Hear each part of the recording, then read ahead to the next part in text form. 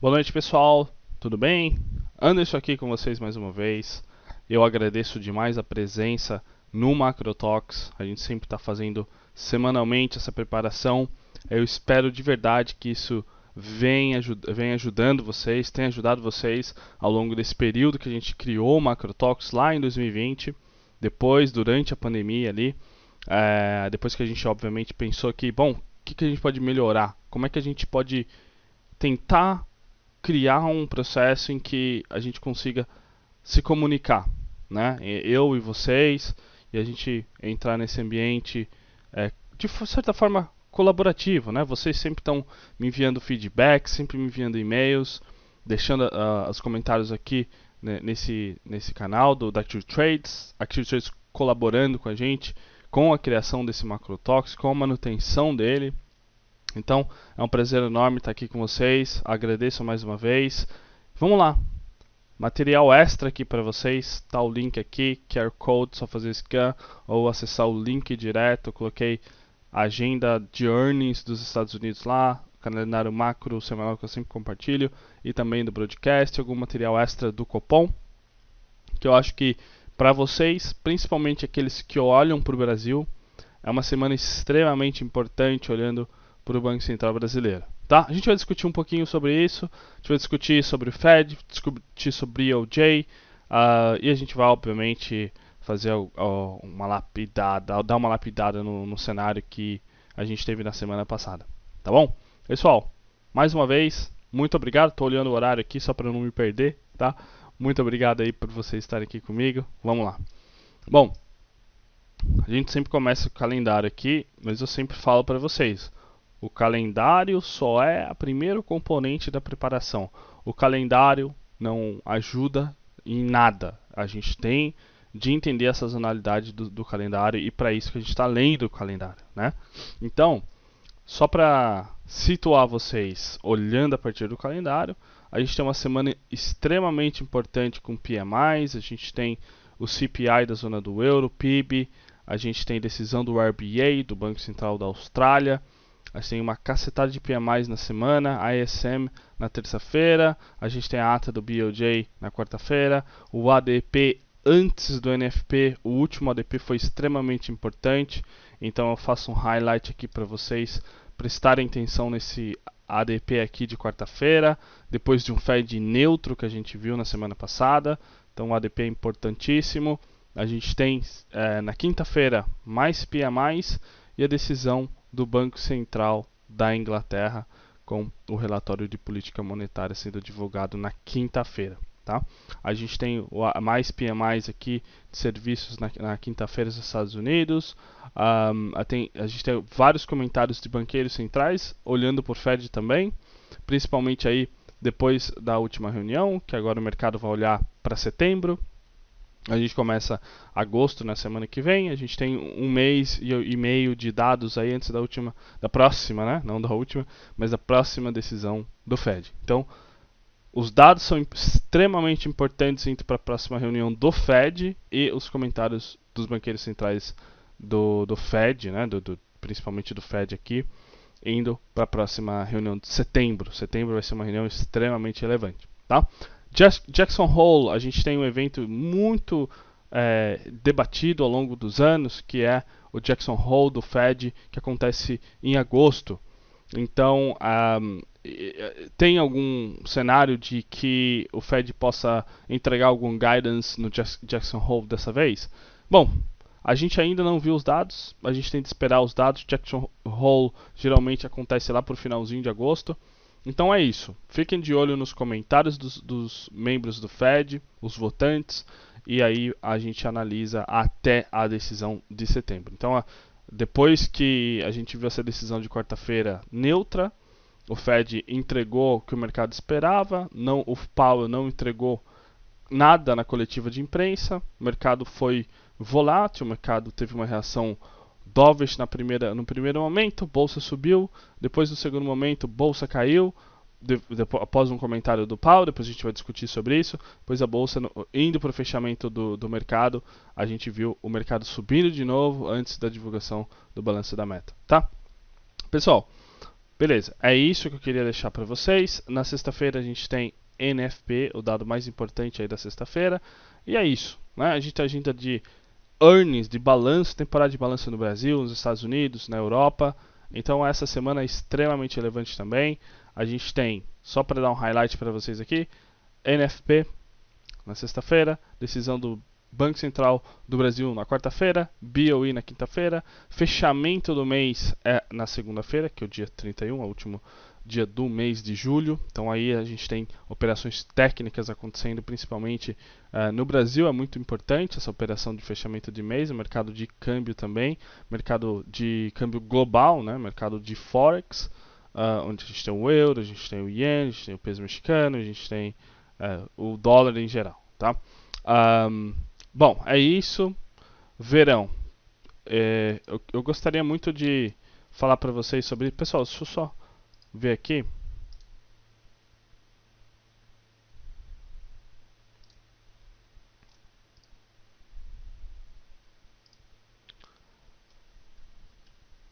Bom, pessoal, tá tudo certo. Bom, falando para vocês aqui, a gente tem o verão. Isso, a liquidez cai nesse período. Fiquem de olho nisso, olhando para agosto. A gente vai discutir mais sobre isso na semana que vem. A gente tem a reunião do PEP+, na sexta-feira, tá? Dia 4 de agosto. E a gente tem divulgações de balanços das empresas brasileira, americana e também europeia, tá? Então é isso. Fiquem de olho nessa agenda, essa é o mais importante, tá? Eu queria só discutir antes de ir pro resto, forecasting versus trading. Eu criei agora aqui para vocês algo que eu chamei de Big Conversation, Follow the Flow. É um testezinho rápido, depois a gente vai elaborar isso de forma um pouco mais avançada. Mas forecasting versus trading. Forecasting, o que é isso? É o ato de fazer projeção de mercado. Tentar adivinhar para onde as coisas vão. Seja dado macroeconômico, balanço de empresa, valuation de empresa, trajetória de taxa de juros, taxa de câmbio, bolsa. Isso é forecasting. Quem faz forecasting? Os bancos. Quem do banco faz forecasting? Sell side. O que o sell side faz? O sell side está lá para vender a operação. Esse é o business do sell side. É isso que o sell side atrai e é o papel do sell side para um banco. Um banco de investimento, principalmente os maiores bancos aí do mundo, ele tem o departamento de sell side para vender a trade idea, ou eles chamam assim, né, para o cliente, para a base do cliente dele. E aí a gente tem trading. Trade também é amplo. O sell side também tem o trader do sell side que executa a operação que o sell side vendeu para aquele cliente. Então, e a gente? Onde é que a gente está? A gente está ali na especulação. A gente está muito próximo ao hedge fund, muito próximo a uma mesa proprietária de um banco. Não é igual devido ao tamanho, devido à complexidade das operações, mas a gente está muito próximo. Então, independente do jogo, seja no forecasting, seja no trading, a gente não tem uma alta taxa de acerto. Forecasting, vocês sabem muito bem disso.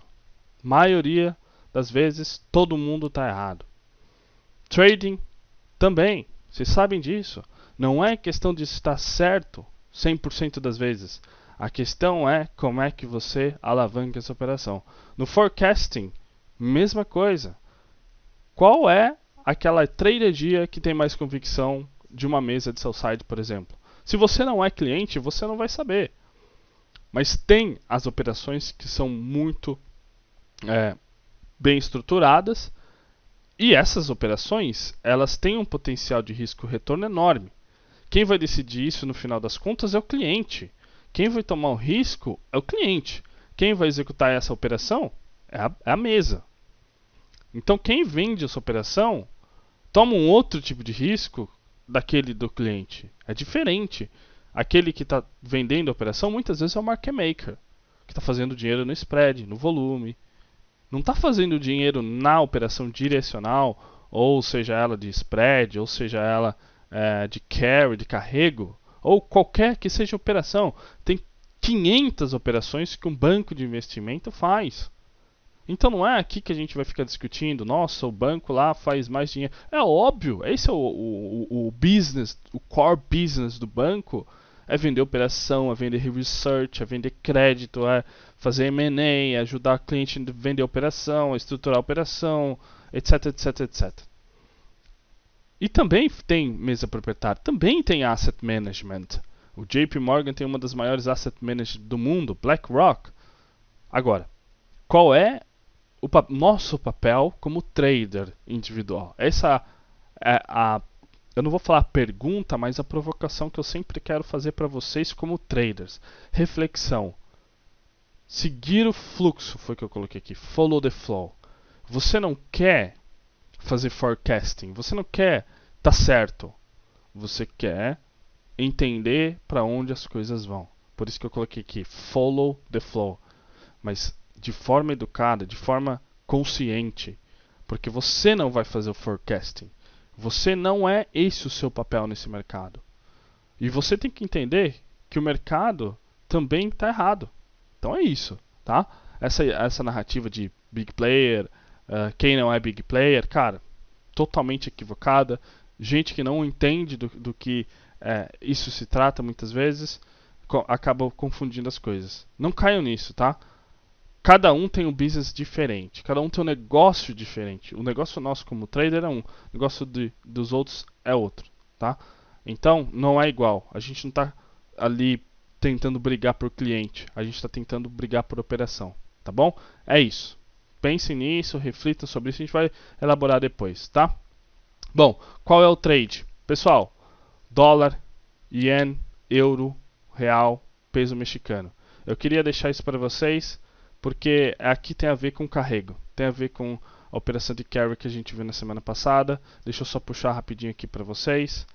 Tá vendo aqui? Eu estou puxando aqui o dólar versus o yen. Eu comentei com vocês na semana passada que essa seria o core da semana que passou. Não estou falando do core, seria uma excelente operação e a gente teve ela. O yen, como vocês sabem, eu já falei para vocês, é usado como moeda de financiamento, de funding, versus as moedas de juro alto, como o real, como o peso mexicano, como vocês podem ver aqui. Eu coloquei o yen versus o peso mexicano, o yen versus o dólar real. Pode ver que aqui ó, em verde é o peso mexicano e em azul o dólar real. Olha o que aconteceu quando a gente viu aquela correção do dólar versus o yen na quinta-feira, depois de uma headline que a gente vai comentar daqui a pouco. O dólar caiu, o yen subiu. Olha o que aconteceu aqui com as outras moedas, né? Então, esse é o core. E aí você naquele dia, a gente também teve a operação em que o real, o dólar real, que é o mais líquido, né, operado no Brasil, deixa eu puxar rapidinho aqui, teve uma correção devido a essa operação de carrego, né? A gente vai discutir mais um pouquinho sobre o BOJ ali, mas a gente viu com certo atraso essa operação acontecendo também. Tá vendo aqui, ó? Depois da headline do BOJ que a gente viu na semana passada. Depois disso, o mercado global inteiro reagiu. A gente teve até o S&P 500 corrigindo depois dessa correção no dólar yen. A gente vai discutir já já os motivos e por que vocês devem acompanhar de muito perto isso. Tá vendo aqui em amarelo o S&P 500? O S&P 500 caindo junto com o dólar. O S&P não é operado ante o yen. É uma operação que tem a ver com o dólar, tem a ver com o yen, tem a ver com bolsa, tá bom? Bom, pessoal, é isso. Só para dar o trade aqui para vocês. Que mais? A gente tem NFP na sexta-feira. A gente tem agenda diária dos Estados Unidos, agenda diária do Brasil, agenda da Europa, fechamento do mês, verão. A gente já discutiu isso, a sazonalidade, reunião do OPEP. Bom, a questão da agenda de earnings dos Estados Unidos, como vocês sabem, a gente tem a divulgação do balanço da Microsoft, Tesla e também da Apple. Semana muito importante para a Bolsa Americana. Não vai mudar o mercado como um todo, mas tem volatilidade pontual aqui, tá bom? Pessoal, rapidinho, Copom. Qual o consenso? 25 basis points na reunião de agosto. Qual é o outlier? 50 basis points. Qual é o outro outlier? Não subir, não cortar juro. Então tem o risco do BC não cortar juro e tem o risco, entre aspas, de o BC subir 50 basis points. Existe uma grande probabilidade de o BC subir 50 basis, é isso que o mercado colocou tanto na curva de juro quanto na expectativa de mercado. Coloquei alguns players aqui para vocês, Goldman, Santander, Itaú. aqueles que estão na frente na fila do pão aí. E coloquei para vocês também esse report lá na pasta de material extra, tá bom? Tá aqui. O que vocês esperariam então nesse sentido? Se houver um corte maior, pode ser que bolsa tenha alguma tração e o dólar pode sofrer alguma correção para cima, devido ao fator de carry. Conforme o juro cai, o carry fica menos atrativo. Tá? A gente vai discutir já essa questão de componente de carry. Então, com o juro caindo, existe uma certa tendência técnica do dólar subir ante o real, tá bom? Tá aqui o resumo, não vou ler tudo para vocês. 70% das casas aí no Brasil esperam 25 bips. Outlier, então, é 50 bips. E se não acontecer isso, o mercado vai ter uma reação muito diferente. Não é uma questão de precificação, mas uma correção mesmo de posicionamento aí, de expectativa de inflação, de expectativa de posicionamento de mercado, tá bom? Pessoal, Fed, a gente discutiu todo o cenário, não vou entrar em todos os detalhes com vocês. Posicionamento do Fed foi neutro, 25 bips, consenso para a próxima reunião, neutra. O que foi importante e chamou nossa atenção aqui, setembro, né? 19 e 20 de setembro, deixa eu pegar aqui, foi isso. Coletiva de imprensa do Powell, o Powell falou, a gente não fez nenhuma decisão de subir em todas as outras reuniões. Isso aqui foi tomado como como dovish, né? Então o mercado também pensou e se posicionou assim depois do statement. Depois o mercado virou a 9,17, o mercado afundou depois dessa obviamente linha aqui do Powell, né? O mercado virou como um todo. Depois do fechamento do mercado, o mercado voltou tudo. Então foi uma decisão neutra, né? A gente subiu no anúncio da decisão, o mercado caiu na coletiva com o Powell e depois da coletiva do Powell, antes do fechamento do mercado, o mercado voltou a subir. Decisão neutra, vale muito a pena agora olhar para onde que os dados vão levar a próxima decisão do Fed e para onde a narrativa do Fed vai levar essa próxima decisão. 25 bips, com pausa, a última ou continua? Essa é a pergunta que fica aí para agosto, setembro, tá bom? A gente vai discutir isso mais na semana que vem. Um ponto para vocês, que a gente discutiu o BOJs na semana passada. Não vou entrar em todos os detalhes aqui, mas está aqui, ó. Não é uma questão de ser CLT ou ter liberdade financeira. Não é questão de você, tá certo ou errado. Não é questão de você trabalhar 3 horas por dia. A oportunidade aparece quando ela aparece. Ó, pegando aqui para vocês, quinta-feira, antes do BOJ, a gente teve essa informação. O Banco Central do Japão vai discutir o ajuste da curva de juro na próxima reunião. A gente tinha aqui, na outra semana, o Banco Central não vai tirar a política monetária ultra flexível na reunião de julho. E o que aconteceu na quinta? O Banco Central pode ajustar a política de curva de juro, ou seja, remover ou ajustar, flexibilizar. Aí o mercado inteiro fez isso que eu mostrei aqui no gráfico para vocês. Isso foi o que aconteceu na quinta-feira, antes da decisão do BOJ. Essa oportunidade apareceu se você estivesse lá. Aqui em Londres, foi 6 da tarde, no Brasil, 4 da tarde. Essa informação saiu, virou todo o mercado. Então, se você opera das 9 às 10, você nunca ia conseguir, mesmo se preparando, você nunca ia conseguir pegar essa operação. Tá?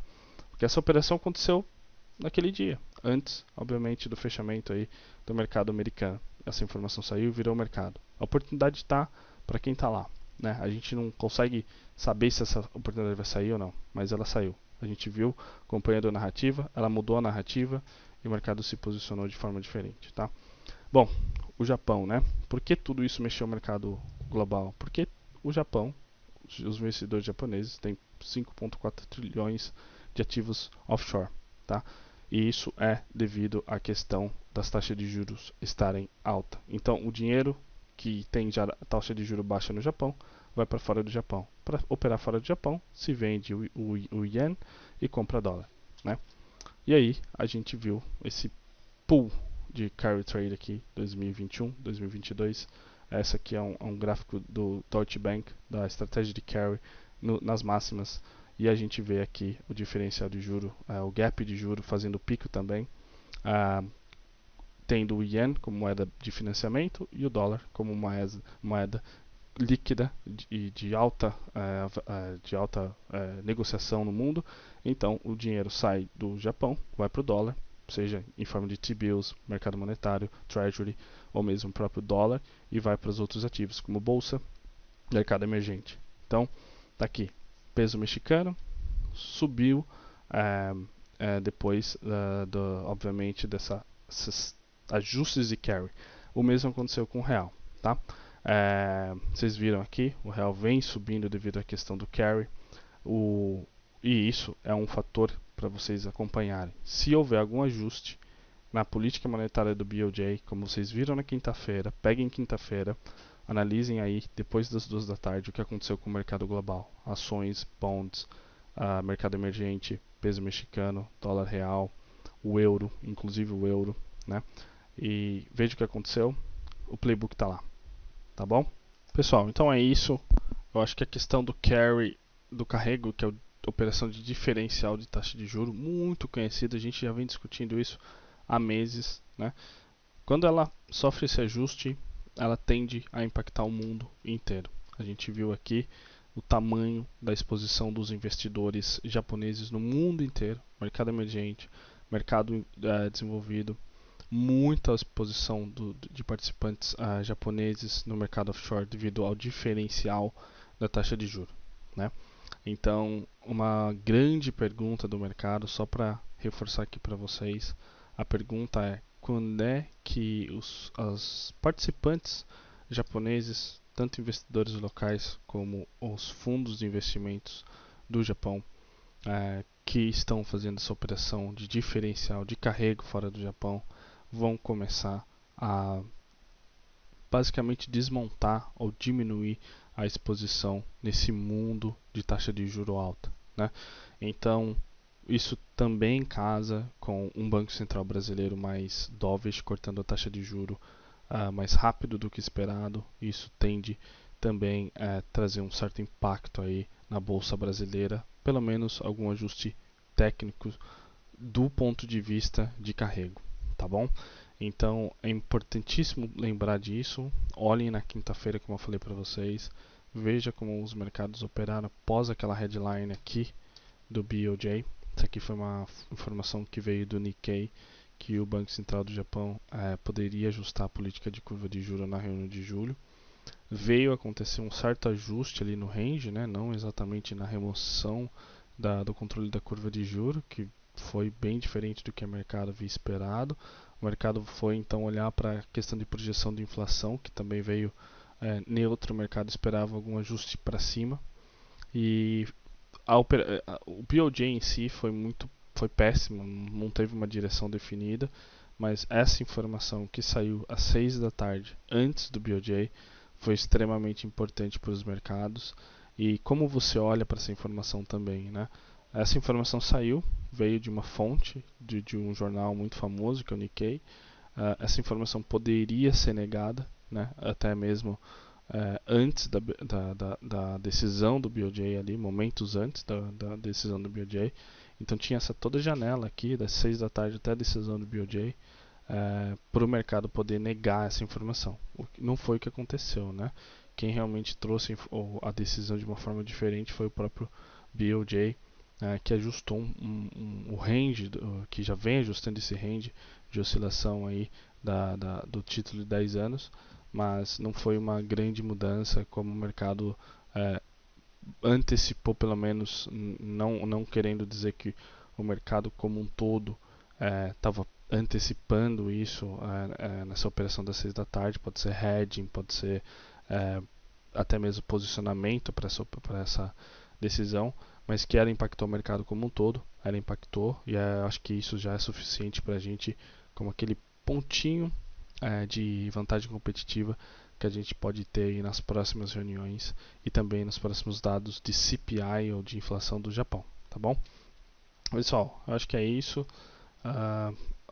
Obviamente, né, que hoje foi bem rápido para vocês, mas eu acredito que a gente pôde fazer esse resumo, olhar de forma bastante direta para o que aconteceu na semana passada, tendo em vista o Fed, tendo em vista o que a gente viu no BOJ, que foi uma grande oportunidade, foi o BOJ, um pouquinho do Fed ali, né?